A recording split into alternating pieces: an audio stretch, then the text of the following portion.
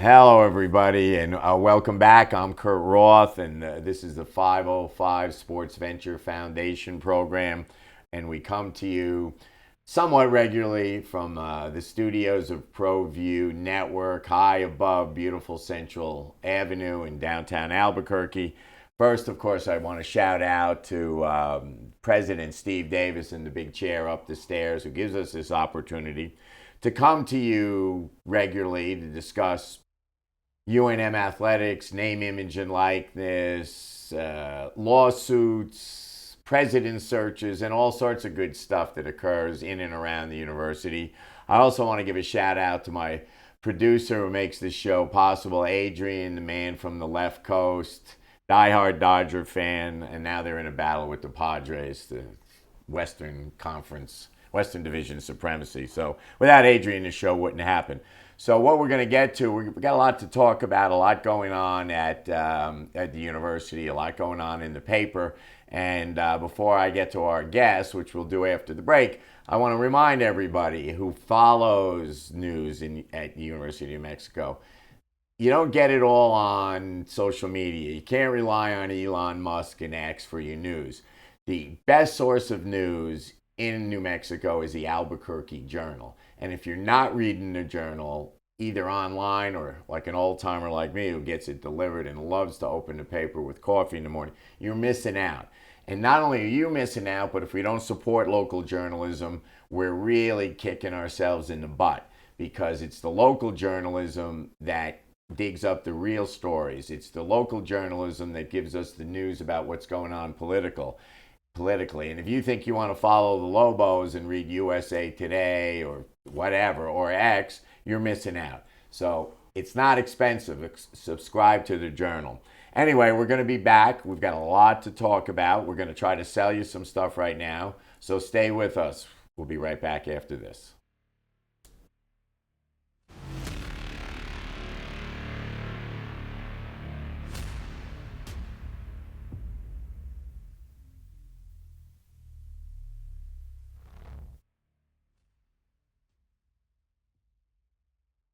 We would like to thank the following sponsors for making this broadcast possible.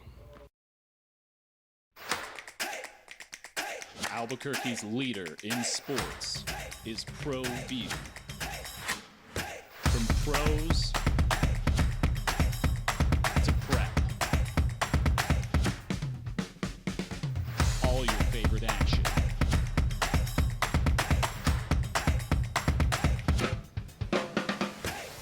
All your favorite talk shows.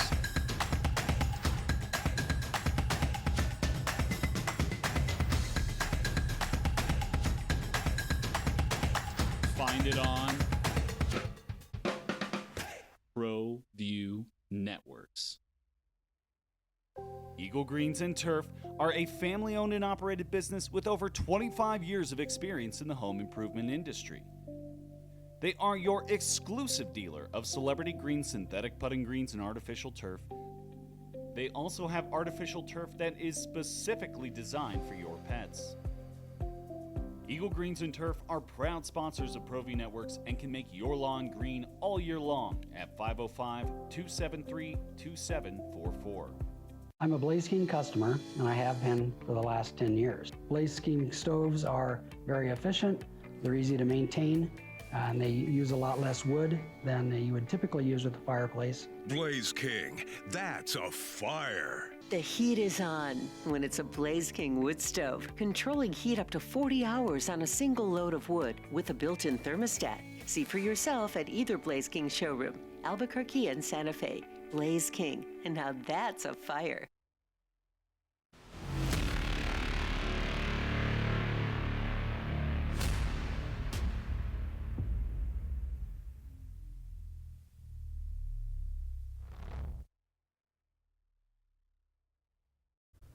Hey everybody, welcome back. Thanks for staying with us. I'm Kurt Roth, and this is the 505 Sports Venture Foundation program.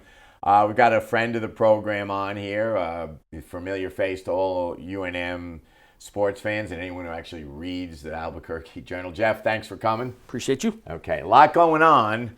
And I promise we will get to UNM men's basketball. A lot there. Roster is almost complete.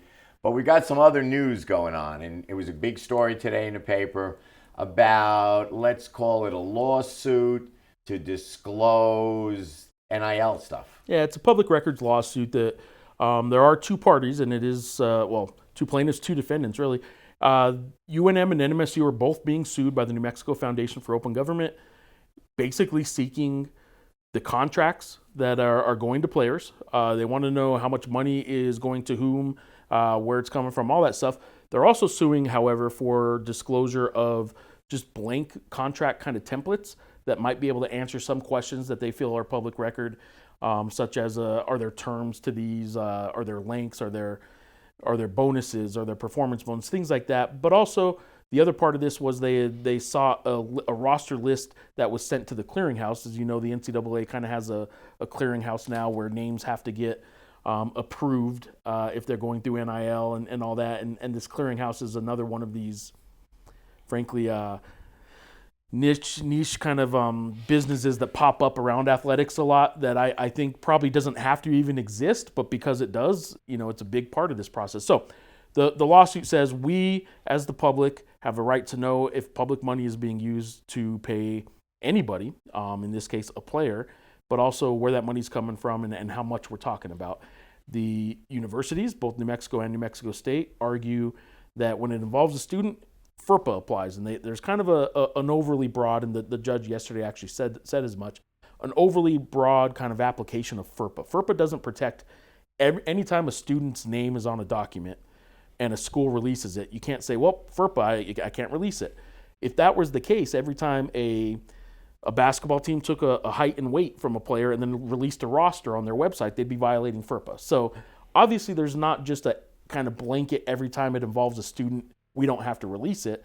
There are exceptions. That's where we're going to have to get into the weeds a little bit about whether or not these contracts with players to pay them are public record or not. And maybe if the individual contracts are not public record, does an athletic department have an obligation to still tell the public how much they're spending overall? And by sport, or maybe just overall as a department, are we talking they're spending $500,000 on athletes this year, they're spending $20 million on athletes this year? Does the public have a right to know that because public money is involved in any way? Well, there's a myriad of issues in there. I'm just going to take a step back. You mentioned the clearinghouse. And from our perspective, as a collective that is basically handed off the direct payment to the student athletes to the school, we are under the review by the clearinghouse. Yeah. If we have a collective deal that pays any student athlete over $600, we then have to submit us or the player are required to submit a form to the clearinghouse that describes the contract and justifies the public value of that real NIL deal. So, in theory, we pay J. Cole $750 to do an autograph signing or something, or to do a commercial for one of our sponsors here. We have to legitimize that, which is basically ridiculous. Almost impossible, because if I knew it in advance that it would bring in X amount of dollars, we'd be doing it every 5 minutes. And to suggest that this clearinghouse can tell you whether or not it's legitimate or not is kind of ridiculous too, because they don't know what value in Albuquerque, New Mexico that event may have or may not have. Right. It may have different value here than in Well, it's Montana. mind-boggling. What I do know is that many of them, and I can't speak with specificity about UNM, but UNM has some athletes that have succeeded on a national level and have large deals with, in essence, sneaker companies. Sure. And those are slam dunks. If Nike says you're worth $2 million, the clearinghouse loves that. But what I think they're really, the theory behind that, and we're seeing it now, and anyone in the industry will wink and nod and tell you that let's make up a fake name. Ohio State. Ohio State is not spending over the cap of 20.5. And you'll hear that, wait a minute, they spent $5 million on a quarterback, and they spent $9 million on basketball, and all of a sudden you know the math that those doesn't- numbers don't work. Okay, so that's my little rant about the clearinghouse. We have submitted a couple of applications. They've all been approved, but they take forever, and we've already done the stuff. What are they going to do, come back and say bad? So let's go back to this judge. Where is this case? Is it here in Albuquerque? Yeah, Bernalillo County, 2nd District, State District Judge Elaine Lujan is who's overseeing this. It is here in Bernalillo County, this lawsuit. Yesterday was technically a hearing on the motion to dismiss. UNM and NMSU both tried to get the case dismissed. That's pretty standard in any civil lawsuit, I would think. One party tries to get it tossed before it ever goes to trial. Where we're at now is nothing was ruled on the merits of the FERPA arguments necessarily, or the trade secrets doctrine arguments that UNM and NMSU had. Essentially what was determined yesterday was the judge said, I'm not just going to stop it at this point because you're claiming those things. Right. We have to proceed, and you guys have to kind of give us a little more information about why those exemptions apply. Well, we know as someone who's done litigation for now 40 years, is that preliminary motion to dismiss is a standard strategy by defense counsel to flush out what the case is. Yeah. Tell me how strong your case is. Tell me what you're going to rely on, and throw it out here now. And it's generally a standard deal. So it's not a major loss for UNM at all. No. It's procedural. And as we know, we'll probably resolve this case unless it's settled. Let's see, it's May 26th, somewhere around Christmas in 28. 28, yeah. Anyway, we're going to take a short break. We'll be right back to talk about yet another non-sports related issue. But a big one. A big one that impacts UNM. Stay with us.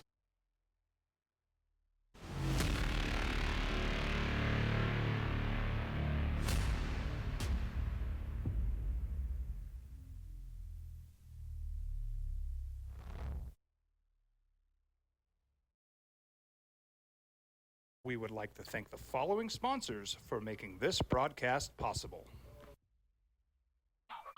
Raising Cane's invites you to grab life by the chicken fingers.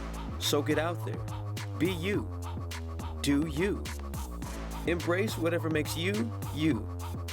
All while enjoying Raising Cane's hand-battered cooked-to-order chicken fingers, crispy crinkle-cut fries, buttery Texas toast, and that secret recipe cane sauce that makes everything that much better. So go on.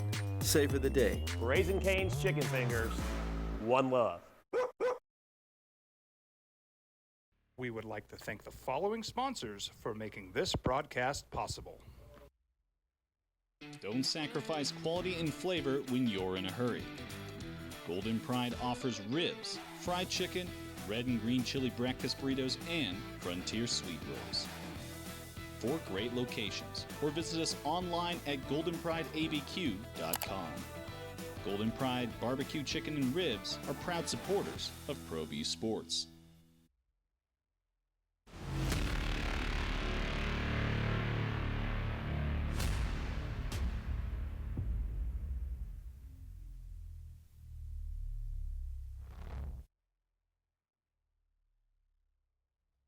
Hey everybody, welcome back. I'm Kurt Roth. We've got Geoff Grammer from the Journal here talking about, we just went through a little NIL lawsuit, still an issue, still a public question. People are interested in the numbers because when you read the Journal or you go on X and you follow college sports, you hear they're big numbers. Yeah. These kids are making big money, and they are making the big money. But we're going to morph into a different thing. There was, I guess, an op-ed piece in the Journal Sunday, and when I read it, I emitted a scream so loud I think the neighbors thought something had happened in my house. And it was written by a local politician, Gail Armstrong. Highly respected, very active person in affairs of New Mexico and Albuquerque. She's also married to a big-time booster at UNM.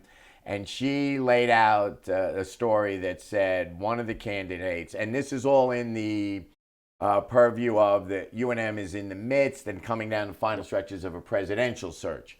That one candidate in particular, one Meg Whitman, had applied, was interested in being president of the university, and did not make the final cut. And basically the premise was, what are we doing?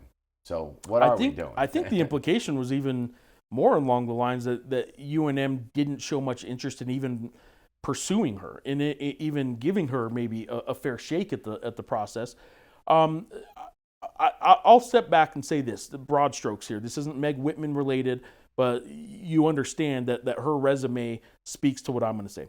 If you're hiring a university president, it is time in 2026 to sort of ask yourself, what are we going to grill this president about at every Regents meeting? What are we going to grill this president? What's the media going to be asking this president about? I'll tell you what, you got to be a lobbyist. You got to be a fundraiser. It's so much about money, cuts here, raising money here. The financial component of running a university, of running any business, but running a university is so much of the job now that I think you have to give fair consideration to people outside of academia and sort of just a business first person. And I think in that regard, if you're dismissing anybody who you feel doesn't have the academic background right off the bat, I think you're kind of behind the times a little bit. I'm not saying you have to automatically hire somebody who's from the business world, but I'm saying we're probably at a point in time where when you're talking about raising money for a hospital and raising money for athletics and just raising money across campus with enrollments dwindling and all that, you have to find somebody who has that in their background. I don't think an automatic dismissal of a business person as opposed to somebody from academics is really the way to go anymore. And if that's what happened here, and we don't know that for sure, but if that's what happened here, where Meg Whitman didn't get considered only because she doesn't have an academic background, that would be disappointing. Disappointing to say the least. UNM's an academic institution. That's the classification. Of course, absolutely. But in our discussions on this show and focusing primarily on athletics, UNM has an athletic department budget of about $50 million. Yep. And that's low among our competitors. We got booted out of what really was the Mountain West and left with the scraps because we weren't in the top 5 of spending. It's a real dollar and cents issue. So that's just athletics. And UNM is different, in my opinion, than basically most colleges around the country in regard to athletics, in regard to healthcare, because we are the flagship institution in a huge geographic area, and there's no other competition. It's an economic driver in employment, research, attraction of potential full-time New Mexicans. You come to UNM, you want to stay. Some stay, some come, Yeah, and it's kind of kicked to the curb.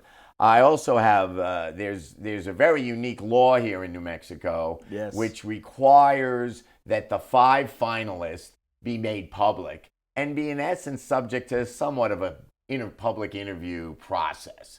I think that's devastating to the search because basically what you get is people, and academia is a little different.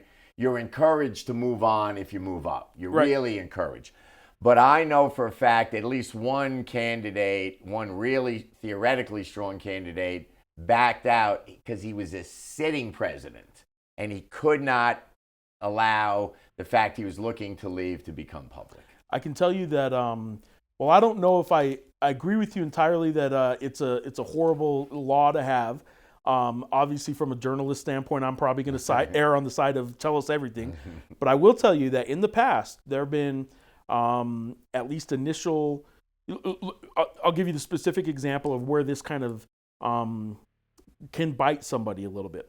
Athletic director applications, showing interest, applying for a job. Mario Mocha once did that at UNM while he was the NMSU athletic director. And it didn't obviously get to the point where he was either a finalist or the athletic director, obviously.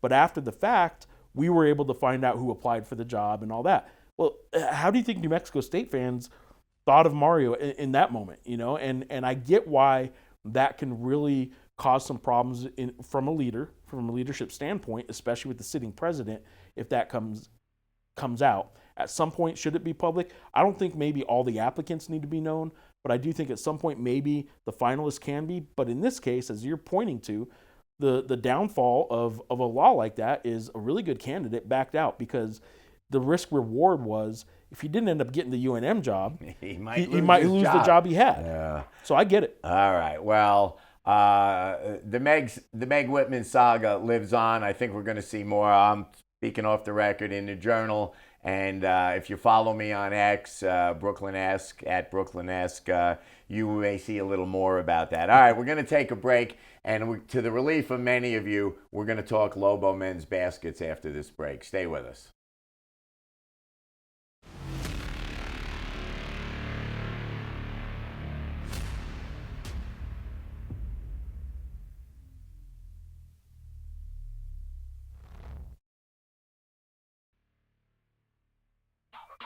Raising Cane's invites you to grab life by the chicken fingers. So get out there. Be you. Do you. Embrace whatever makes you, you. All while enjoying Raising Cane's hand-battered cooked-to-order chicken fingers, crispy crinkle-cut fries, buttery Texas toast, and that secret recipe cane sauce that makes everything that much better. So go on. Savor the day. Raising Cane's chicken fingers. One love. ProView Networks would like to thank the following sponsors for making this broadcast possible. Hans Whitler Automotive, German car maintenance and repair in Albuquerque, New Mexico. Call 505-294-7684 or visit hanswhitlerauto.com.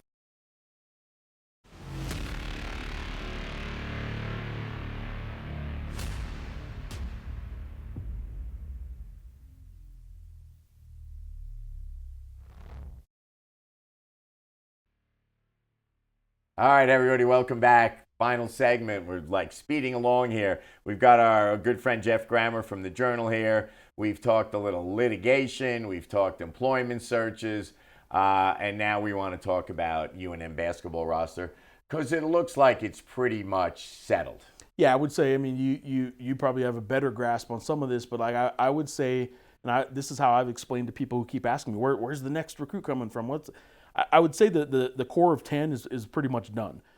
Anything else at this point, and there will be more, but anything else at this point, probably don't expect to be somebody they're bringing in to be a big-time starter right off the bat. Now, anything can happen, as you know. There are still some good names in there.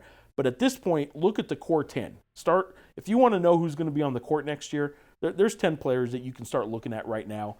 You can get a good idea right now who are going to be the big minute players, I think.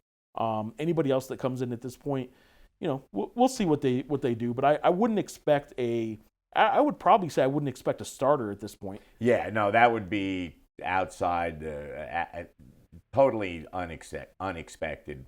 I'm going to tell you right now, that's not happening. Well, no, I'm not going to tell you that could happen, because in theory they could bring someone in who goes crazy and starts. Now, what I think they're at is what I think the staff calls a developmental level. Mm-hmm. Come in, work out at this level. Maybe even, it's not unusual to be a transfer who might be a part-time player at a UC Davis. Oh, I shouldn't say that, they're in our league now.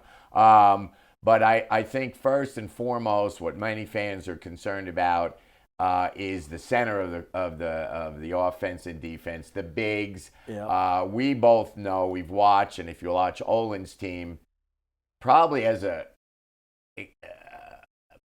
cause and effect of being at San Diego, he developed a different type of strategy. He's definitely, look, he would love a 7-footer that fits his offense. Right. He would take one in a heartbeat. Most people look at that number 7 and want a 7-footer.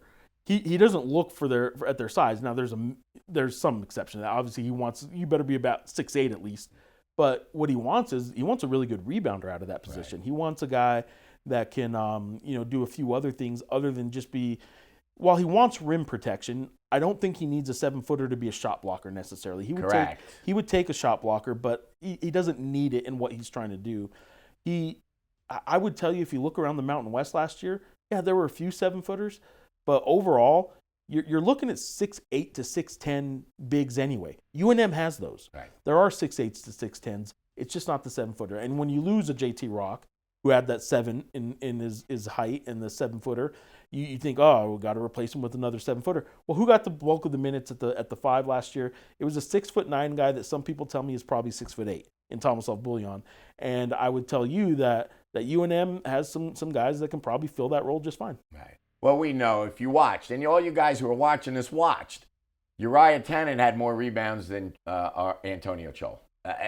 So you have to rebound as a team. You have to you have to defend the rim as a team. It's an aggressive defense. It's an athletic defense. So let's take a quick look, because we don't have that much time. The two key signings are Uriah Tennant and J. Cole. Yeah, from the start, and I did write about this early on. I said, look, here's what Eric Olin would be wise to do. Start with J. Cole and Uriah Tennant and then kind of go from there. I also included in my initial story and keep JT Rock. Well, I think that caught everybody off guard a little bit that he left. But what have they done since then? I would tell you that they've added some veteran presence in Rytis Petraitis, who's a veteran. You're talking about the leadership that left. Dayton Albury was a 5th-year guy if you count the junior college years. You lose a Luke Hopp, who was a 6th-year guy. You are losing some veteran presence, and who do you have on the team now? Well, you're bringing in a Rytis Petraitis who's really good. You're bringing in some guys that do have some experience to help along with that. And I just think that this team probably lost more experience than I reported. I think we just looked at, they lost a great rebounder in Buljan, and they lost size in JT Rock. There were some experience components to this too that they lost, that if you're only counting on the freshmen rising to sophomores to be that, you're probably, you'd like a 2nd or 3rd year guy as opposed to just that 1st year guy taking over. So I think they did what they're supposed to at the top. They got the 2 guards, build around that. But I like some of these other pieces. I'm telling you, I like the potential of a Hudson Mays. I like Imran Seljanovic. I think if healthy, he is a guy. St. John's transfer. If you just look at the way Rick Pitino just gushed over him last year when he signed him. This is when UC San Diego and Eric Olin were recruiting him anyway. And then Rick Pitino got involved and ended up swiping him and taking him to St. John's, hurt his knee. If he's healthy, I'm telling you, I think he gets big minutes. Oh, no doubt about it. I've been lucky enough to see in the last 2 weeks 2 workouts, Hudson Mays and our kid from Austria, Imran.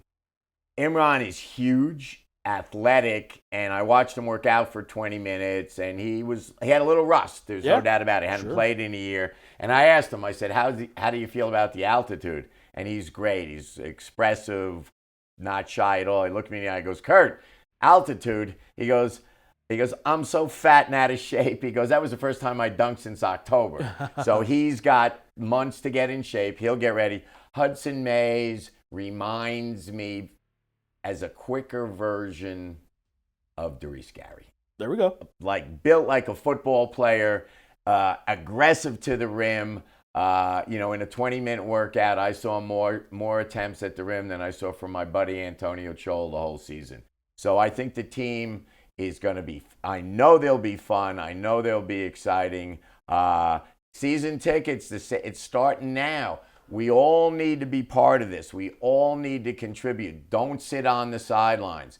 Come back, renew. Check out the Lobo Club, the Lobo Alliance. We need to get this thing stronger each year. So anyway, all right. We're done for another show. It goes like that. Final words, what do you think? I would just tell you that I think if you think about Lobo basketball 1 year ago at this time compared to what it became and where we're at right now, we're at a better starting point going into the season. I would tell you this is a more talented team looking from my perspective as to what we're going into the season with than a year ago, and I think they turned out pretty good a year ago. Yeah, no doubt about it. Anyway, I want to thank Geoff. Thanks for being here. I want to tell everybody, hopefully we'll be back next week, and before we sign off, I want to say, let's go Knicks. See you later. What's going on, Lobo Nation? Ja'Cory Krosky-Mirror here. And I'm Devin Dampier. The Lobo football team's going through some changes, but we're here to stay. We'll put in the work on the field and in the weight room, but we'll need your help off the field. 505 Sports Venture is leading the charge in the NIL space. And you can be part of it. Shorty, she better than all my intentions.